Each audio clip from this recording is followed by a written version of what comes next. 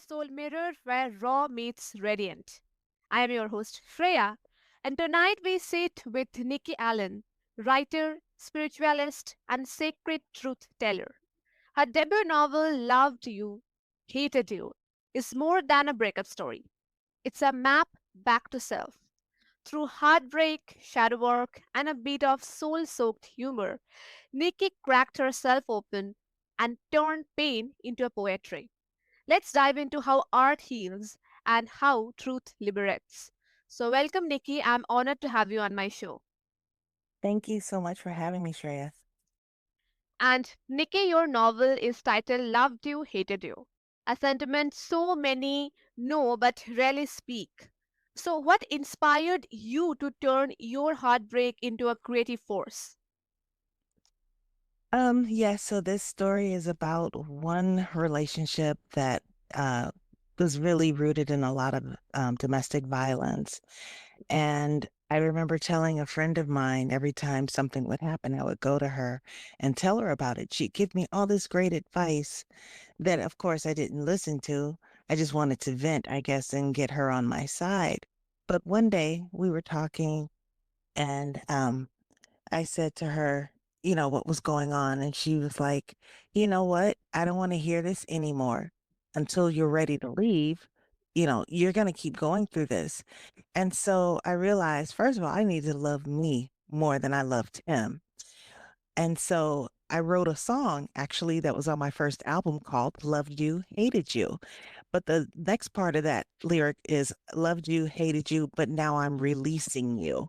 And so after I wrote the song, I actually turned that into a screenplay, which now is the book. Yes, that's so beautiful. And thank you for sharing your story with the audience. This is so wonderful. And how did writing help you reclaim your voice in the aftermath of emotional chaos? Honestly, the writing didn't help me reclaim it because I kind of operate a little differently. When I'm in the midst of mess, I can't write about it. But when I'm through it, then I write about it. And my hope is to be able to help others get through what I've been through and to understand I've been there, done that. So that's kind of my process with the creative portion of it. Yes, that I think that duality, that love and rage feels, and your words us that permission to hold both of them with grace. And also, heartbreak is often seen as weakness or failure. How can it instead be a spiritual initiation? Oh, wow. So I just actually ended a 6-year relationship. And it's so funny because I am still really in love with this guy. I love him to the moon and back. But I love me so much more. And that's the place where healing begins. And that's the place where there is no hatred. You don't have to hate that person. You honor what you had, what it did for you at the time. For me, he was the perfect relationship for those first 4 years. I probably stayed in it 2 years too long. But at some point, I began to really analyze what it is Nikki wanted and that I deserve that and that I love me and that I'm going to walk out of this relationship fully intact with me, loving me, being so madly in love with me that even he can't penetrate that love. So it comes down to really just self-love. Of course, you got to do your spiritual work with all of that, right? But at the end of the day, you have to choose you. Let me tell you, us women, we're nurturers. We like to give. We give of ourselves to everyone. So choosing us first is really hard. It sounds very simple, but it's not simple at all. And so you really have to do that deep work on whatever traumas you have, why you're not choosing yourself first. And we also are taught, that's selfish. But you know what? Self-care and being a little selfish is okay sometimes, especially when we have to learn about this self-love and loving ourselves. Yes, yes, and it's not about bypassing the pain, it's about using it as kindling for rebirth. And Correct. also, Yes. And what role does shadow work play in alchemizing emotional pain into creative fuel? Oh, shadow work. That's always like a tricky one for me. I don't know why, but I look at it as mirror work, you right? And so you really just it's reflecting being honest with yourself. Listen, I had a hard time for the longest after going through years of turmoil of just even looking at myself in the mirror, right? So you have to at some point be able to go in that mirror, look yourself in the eyes and say you are beautiful, you are okay, you are deserving, you are loving. Let me tell you, that is really really hard when you've beat up on yourself for so long or you allowed the world to tell you who you are. I can't believe, I mean, that I had a hard time looking at myself. But now I'm okay. It may sound arrogant. I'll walk in past the mirror now and go, "Damn, you're so fine." But, you have to find a way to look in the mirror. That is the shadow, yeah, that speaking what the shadow doesn't really want you to see or say. You have to confront yourself and tell yourself so it resonates deeply within that you are worthy, you are deserving, you are okay, you're fine as is. That's my new thing, as is. You need to be okay as is because that's how God created you, source, however you like to label it. I say God, but I feel that this is what God gave me. There are no imperfections here. Yes, that's so beautiful, the way you said Thank it. you. And also, your story is layered with humor and raw honesty. Why was it important to bring levity into a story rooted in loss? I mean, in real life, people laugh. You find, like, if you say something triggering, they may laugh at something that you're like, that's not funny. But laughter kind of brings the tension down. It's so important to laugh. I laugh at myself all the time because at first of all, I don't want you laughing at me, right? So laughing at yourself is really, really good, but it is therapeutic. And it's also a way to see a different side of things. I'll tell you a story that people may not find funny, but when my mom passed, I giggled so much at the funeral, my brother thought something was wrong with me. But I know that that was part of my insides trying to cope with such a huge loss. But I will tell you this, I felt my mother's spirit poking around at the church, like, look at that person. And I just started giggling. But laughter, you have to. I mean, you have to find funny in the worst moments. You really do.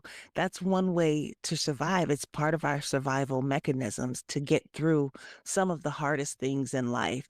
My mom, when she had cancer, my job at the time, I was 10 when she first got cancer, but I found myself wanting to make her laugh.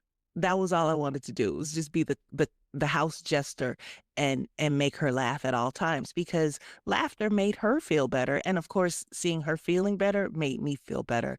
So, we have to make even the hardest, darkest, deepest things light in the best way possible, and laughter is definitely medicine for that. Yes. And I think our story doesn't just weep, it laughs, it rages, and somehow it reminds us that even in the mess, there is a magic. And also, Absolutely. do you believe that joy and grief can coexist in the healing process? Oh, absolutely. And I just mentioned it, telling you when I got out of this 6-year relationship. There's so much grief in that because I do still love this person, but there's so much joy because I feel unblocked. I feel untethered to him, to anything, and I feel free. So they do go hand in hand.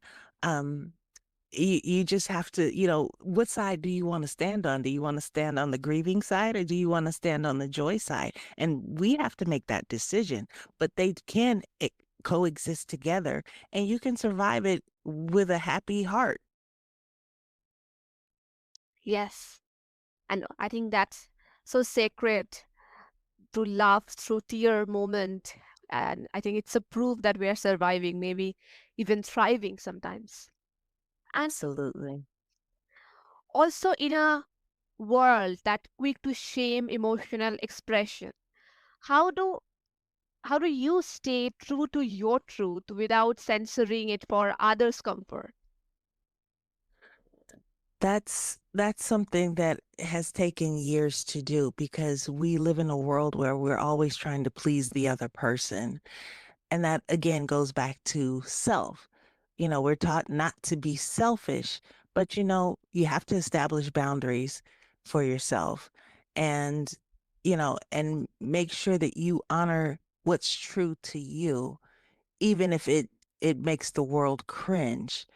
And I'm kind of standing in that place right now where I'm discovering some amazing things about me that may be a little off putting to the masses.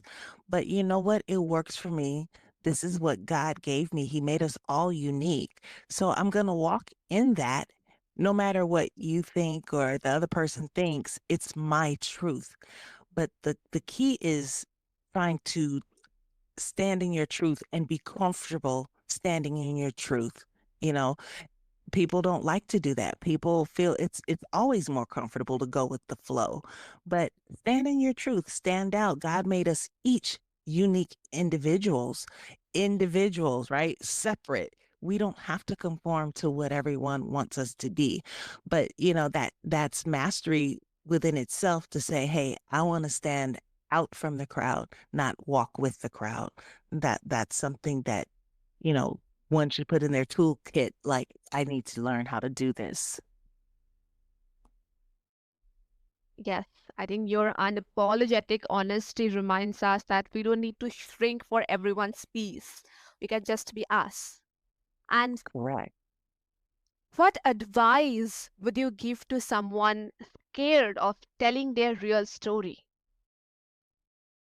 Oh, man. Usually, when people are scared to tell their real story, it's rooted in childhood trauma or some kind of trauma. You need to go back and revisit that and set that portion of yourself free, because you can read all the books, hear all the podcasts, go to all the lectures, hear all the sermons, but if that bottom layer is not healed and treated, nothing else matters. So my advice is go to the root of you and do some surgery and heal it, and then everything else will fall into place. Yes, that's so beautiful. Just the way you just said, I think each of your word holds so much power, but you have said that so beautifully. I think it's really a complex thing to talk about, but you just said that so beautifully that everyone can understand and with a Thank you. little joyful nature. And how has sharing your truth impacted the way you now approach love, boundaries, and self worth? Well, it's so funny you asked that because I was just telling someone maybe 10 minutes before our conversation that I'm sitting on a lonely island. And the person's response was, yes, because God made you unique, just kind of what we're talking about. But the average person doesn't like to be alone, which is why we settle, right? But once you get comfortable with yourself, that lonely island really isn't that bad, because then you find people like I found you, Shreya, that understand the island, right? And you have someone to share that with, and then you have people to help decode the trauma so that you can grow. So that's really kind of where it is in a nutshell for me. Definitely, definitely. And I think you are such a powerful person. And you just show us that writing a book like this doesn't just close a chapter, it starts a whole new story itself. And Definitely.